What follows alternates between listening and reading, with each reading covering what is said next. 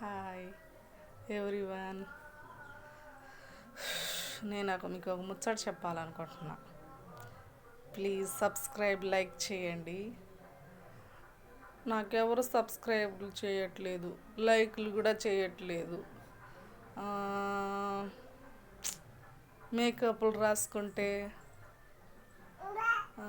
మా దగ్గర మేకప్ లేదులే రాసుకోవడానికి కూడా, ఎందుకంటే మేము చాలా పేదోళ్ళం కాబట్టి మేకప్లు రాసుకుంటేనే లైకులు చేస్తాం, సబ్స్క్రైబర్లు చేస్తామంటే అవి మన తాన కుదరవు.